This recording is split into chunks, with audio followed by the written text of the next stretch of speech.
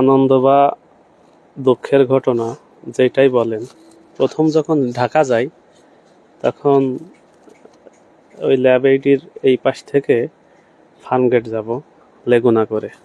তো লেগুনাতে যথারীতি উঠছি, উঠে নিয়ে ফার্মগেট নিয়ে নামাইছে একটু আগে গাড়ির, অর্থাৎ লেগুনাটা এরকম সোজা না রেখে যে এরকম আবার যেদিক থেকে আইছি সেদিক ঘোরাই নিয়ে রাখছে।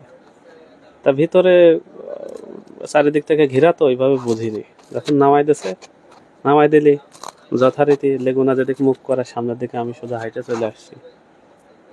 তখন তো চিনি নিয়ে গেছো, হাঁটতে হাঁটতে দেখে যে কি ব্যাপার, মনে হচ্ছে এদিক দিয়ে গেলাম আর ফার্ম গেটটা এত দূর না।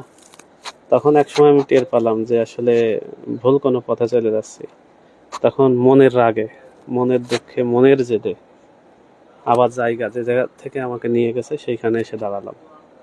দাঁড়াই দেখলাম, বিষয়টা চিনলাম, আবার সেই ভাড়া দিয়ে ফার্মগেট গেলাম। বলেন এটা কোনো কথা? এই ঘটনাটাই ঘটেছিল আমার সাথে।